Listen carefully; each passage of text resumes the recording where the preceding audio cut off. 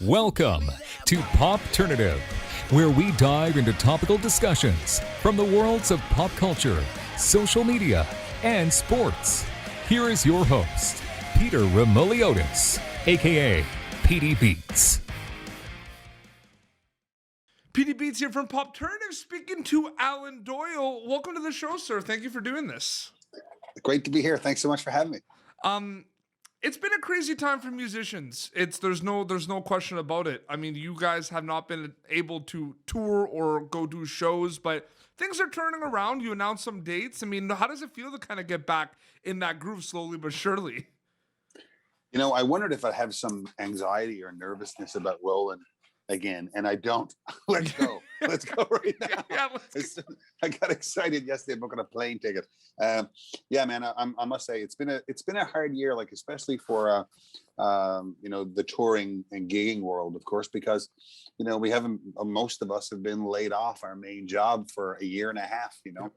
And no matter what industry you're in, that financially stings, of course, but of course for your own mental health and your own kind of well-being. I mean, I think if you're if you work a kind of job where you're in a small office or by yourself and in one city all the time, like most people are, the pandemic probably hit you hard. But if you're someone like my gang, who are used to being in 25 or 26 cities a month, hanging around with different and traveling is your kind of life's blood, there's a lot more to miss, if you understand what I'm saying. And so it's been a wacky one, no doubt about it. Well, I mean, we're both Canadian and everything. I mean, two very true statements here. There's nothing like a rock show, and there's nothing like a hockey game, right?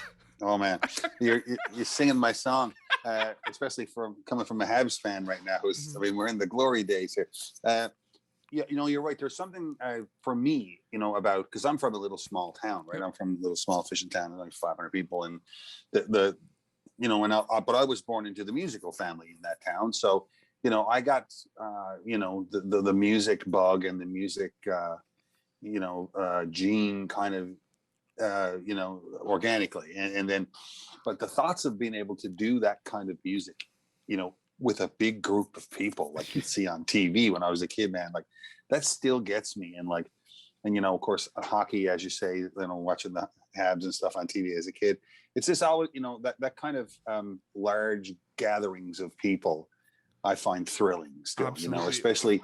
Especially when you're in some way or another in charge of facilitating it. That's awesome. But it's interesting too, because you've obviously been to some hockey games, you've done a lot of shows and everything, a tour. Yeah. There is a similar rush and feeling with a rock show and a hockey game, is there not? Yeah.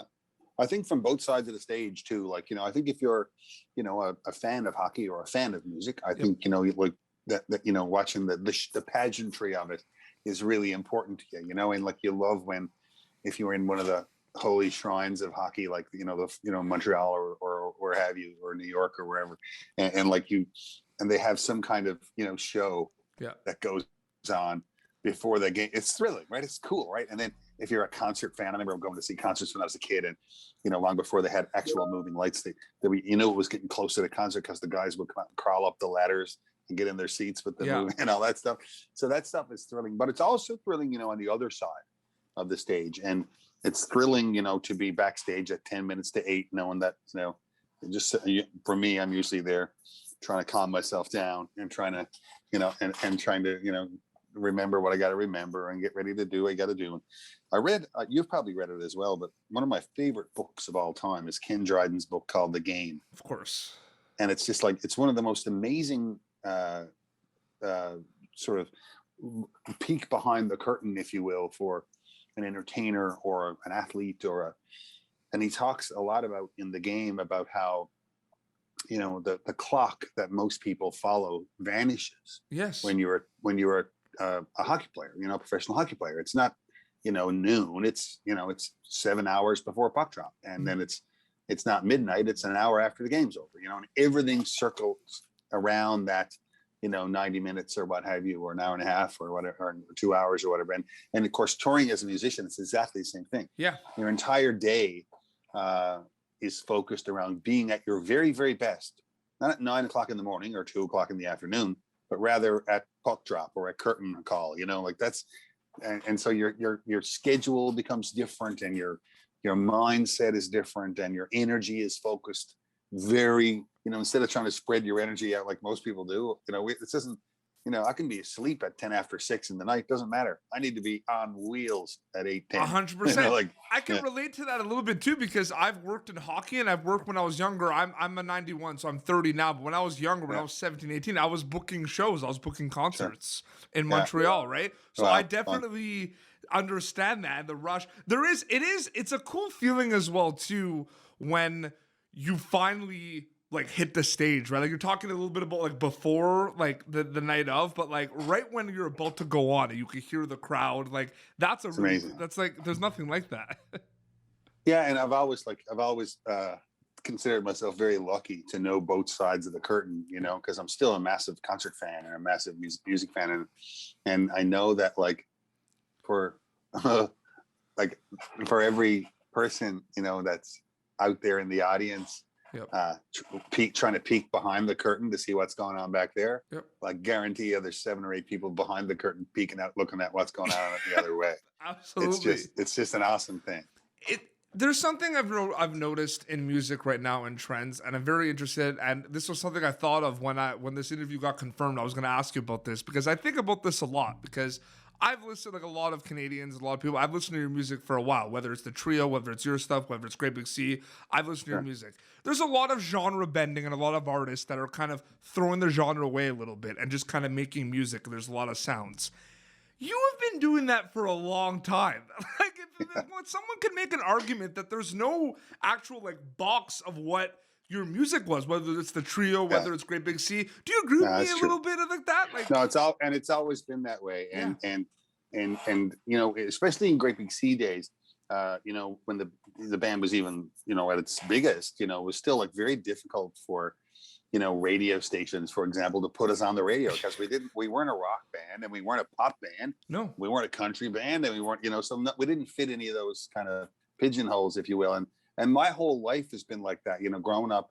I mean, first of all, my default music, that I learned on isn't 12-bar blues, for example, like it is for almost everybody in bands in North America, right?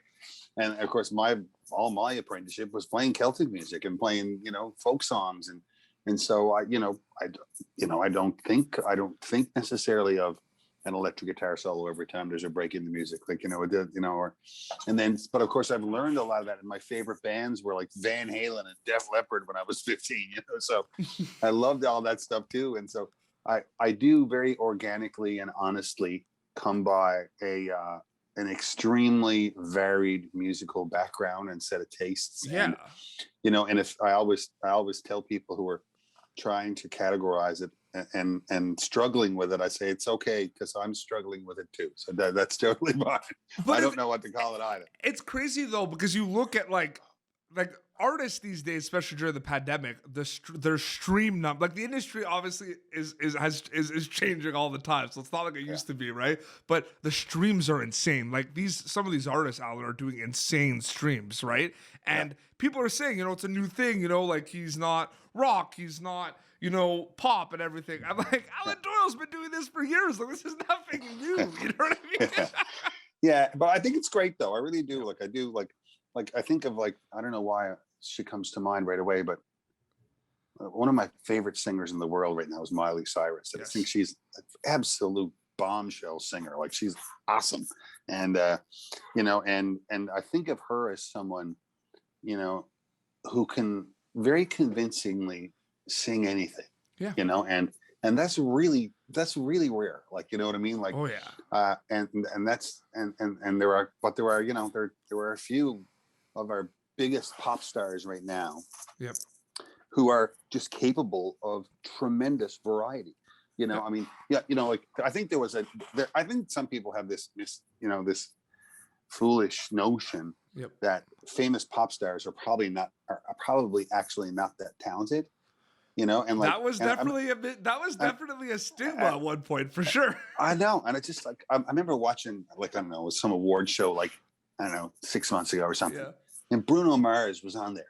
Yeah. I'm looking at him going like, are you effing kidding me right now? Like, can you see this guy? Like, he's a ninja musician ninja Absolutely. singer, incredible songwriter. Like, it's just like, it's just, I mean, I'm not, you know, I'm not drawn to pop music the way I'm drawn to some other forms of music. Yeah. I do love pop music, but I have to offer that, like, for those artists who are getting enormous streams right now in the world, Ed Sheeran, Yeah. Taylor Swift, and so on and so on. It's because they're awesome, man. It's just like, there's those are, like, amazing just- music. It's a good time for music right now. it's a great time in pop music, man. Yeah. I'm telling you, it's like, and even a lot of it's not my cup of tea even, but it's just like, I don't know how possibly you could listen to Ed Sheeran's recent record or Taylor Swift's recent record and not go, holy shit. Like, Well, that is incredibly thoughtful music. I was a really big fan of the Weeknd's album. Yeah. Because it's just like, it was literally, I'm a big fan of the genre bending because I think that it's not as easy. It's not that easy of a thing to do, though. That's the thing. Like, when you put Great Big Sea, you put Ordinary Day, or even some of your stuff, like I've seen a little, when you put that on, it's kind of like, it's not easy to kind of make a song that has the rock component to it, the alternative component to it, right? Like, it's not, I don't think it's easy either to mix things. No, and it like you say, it comes in some cases, like in Great Big Sea's case, we kind of came into it naturally. Yeah. And then in other cases, it's a real journey of exploration. You try to figure it out. Like, you try to, and quite frankly, you do a half dozen things that you don't like. Yeah. You go like, I don't like that. And so, but that's all part of the fun of it for me anyway. It's all part of the great kind of journey, just to dabble in different things and hope people stick with you. But you obviously stay humble and you do your thing and you have a passion for music and you love writing and performing. But it is pretty cool, especially in Canada, where there's a lot of artists out there that are going to say that if it wasn't for artists like Great Big Sea and Alan Doyle, like, they wouldn't be doing music, or like, you're a big influence. That is a pretty cool thing too. Oh yeah. And I mean, I'm always grateful to hear that. And I mean, no one's luckier than me, man, for having influence. I mean, my own parents and the little town I grew up in, had, the Doyle family band. And I was playing guitar before I can remember learning how to play guitar. Did it just kind of happen? Did it just happen? Yeah, totally. And if anybody, knows the Doyle family in Petty Harbor, they've been the band in Petty Harbor long before I was born and will be long after I'm gone. So it's just like, I was 10, I think, when I realized not everybody played guitar, because I thought that was kind of weird that you don't have a guitar here. Like, I mean, don't play it. And so, the way I sort of describe it is, how people say I learned my lessons the hard way. I go like, well, I learned my musical lessons the easy way. Yeah. Like, I didn't even know I was learning them. Like, and so I was very, very lucky that way to have influences. And then, of course, being in the Canadian music scene, very young, we got to meet people like Blue Rodeo and Spirit of the West and late great John Mann and all that gang. And it was just like, and the Hip, and I mean, they're pretty serious, lifer role models as people, much less as musicians, but like, just to show you, man, it's like, here's what's important, here's what's not important. And like, I know you're worried about that, but you don't need to worry about that. You should worry about. But I remember, it's funny because Canadian music, there was also that stigma that Canadians only knew who they were, and for some artists, it's a bit harder for. There's some popular artists in our country, Al, you know this, that it's harder for them to break out of Canada. That happens. But I remember going to Virginia Beach once and I saw one of the stage bands playing, and we were like talking to them afterwards, like on the street band, and we were like, you guys are great, like, and they're like, thanks. Like, they're asking where we're from. We're like, from Canada. They're like, oh, one of our favorite bands. Like, we love Canadian bands. Like, they brought up like Rural Alberta Advantage, Great Big Sea. Like, they brought you guys up, which is that's pretty cool too. Yeah. I mean, we have a unique vantage point on that kind of thing as Canadians, because we're next to the United States, right? Neighbors. Which is the biggest English speaking entertainment thing in the world. And people always talk about Canadian bands that say don't make it in the United States. And I go like, yeah, well, hold on now, just 1 second. For every Canadian band that doesn't get on Saturday Night Live, there are 650 American bands that don't get on Saturday Night Live. Like, it's just like, I didn't think about it that way. That's so true. And guess what? 490 of them are awesome. Yeah. Like, excellent. And you and I have never heard of them because we don't live in Virginia Beach. Yeah. And they're only popular around there. Or like, I mean, it's especially true in the South, like in the US, of like Southern rock and Yeah. and that kind of like, people or like, cowboy country singers that have careers only in Texas. Yeah. And you and I have no idea who they are. Like, Yeah. and like I love that. Like, I just love that there's still very, very, very pronounced regional music. I think that's cool. Yeah, I'm just curious because you've had a lot of songs. I mentioned I've seen a little. That is one of my Sure. favorite songs that you've ever Oh, put thanks. I together. love that one. Can you I love just that one, yeah. talk a little bit about that, like how that song came to be? Just from Oh. me, because I just love that song, right? It's like it's really based around a guitar riff, and I'm not, and it's really based around the whole. I hope you can hear this. With like, so it's like, Yeah, so the whole thing is really based around the musical idea for the whole song. So I hadn't really done because I've been in Great Big Sea for so long. We hadn't really recorded any rock music, and I Yeah. really wanted to record a rock song. maybe that's why I Because- like it too, because it's a rock song. It's a rock song, and it's like, so like I was thinking of like things like Summertime Blues, or like like Lager and Ale, or that kind of the songs that are based around real simple guitar riffs. So I just came up with.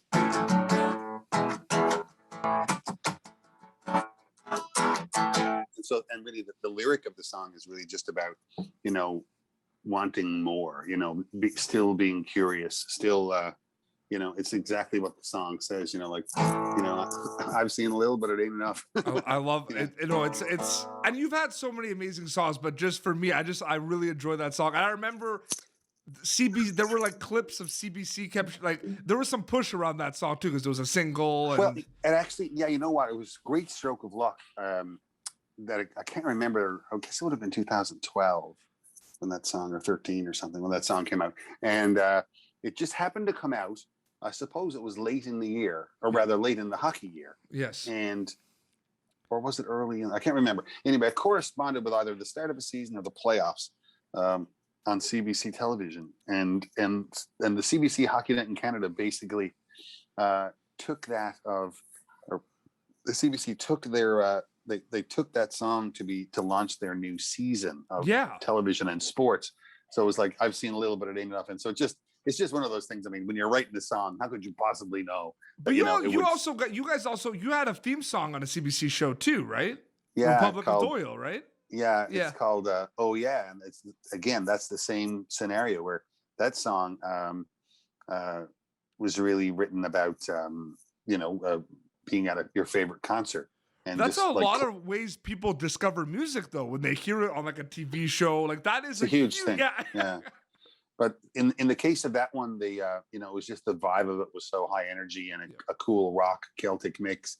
And in both cases, they're just you write songs and they hope they resonate with someone for some reason. But of course, there's no way you could possibly plan to write a song. Wow, I hope this lines up perfectly with the launch of a national network television season, and someone there really likes it, and it works for the ad company. That would be a difficult way to write music. Absolutely. And very quickly too, before we wrap up, I mean, Great Big Sea had a lot of amazing songs. I mean, a song that a lot of people know from you guys, obviously, is Ordinary Day. That's a big song for a lot of people. Yeah. Do you just think, like, from your perspective, I mean, it's a happy song. It's a pump up song. It makes you feel good. Yeah. Is that just safe to say that's the reason behind the success of that song? I mean, it's a feel good song. Yeah, I think it was one of the songs that sort of really captured everything Great Big Sea was really good at. Yeah. All in one song. And that's difficult to do. Good build up too. All, There's a build up in that song as well. Yeah, I mean, it's just like the production that Danny Greenspoon came up with for the song was amazing. It had this cool SOS intro, and then Sean's amazing bow around part. It has a super cool accordion bit from Bob, and the bouzouki bit, and the driving rhythm of Daryl's bass, and then and then the lyric is really just a really cool combination of sort of a way to encapsulate Newfoundlanders' optimism, and positivity, and to take it as it comes, kind of thing. And so it really and truly was just a perfect combination of skill sets, and Sean wrote the beautiful last verse of the song. It's so cool, great way, and the whole thing just is you wish you could write one like that every morning, but Yeah.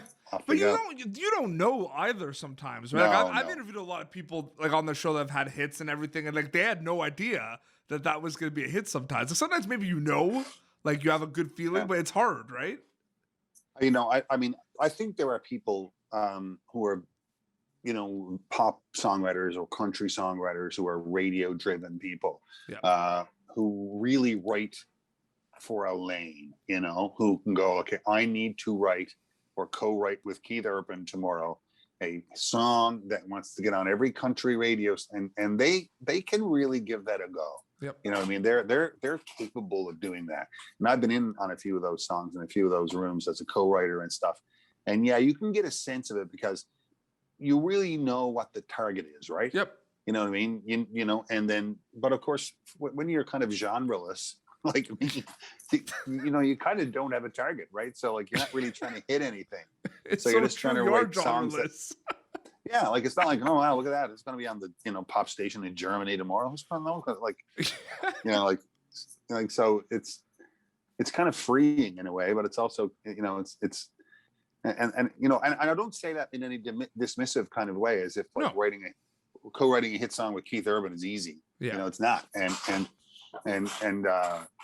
it's I really love I love both worlds of it all. The spectrum of it, I suppose, that where especially with people like Joel Plaskett and who are kind of genreless as well, who are like love to dabble in folk music and rock music and Celtic music and metal and like it I all. feel like too, like another Canadian band like Bare Naked Ladies. If you hear a lot of their stuff, like they test the waters. Like they do a lot of different stuff. If you think about it, And I mean, so much of my favorite Bare Naked Ladies stuff is the folkier stuff. Yeah. Like the acoustic driven stuff. I think I've always loved the way Ed plays acoustic guitar and their simple kind of folkier songs. Yet, of course, the biggest smash hits in the world that they've had are pop songs. Exactly.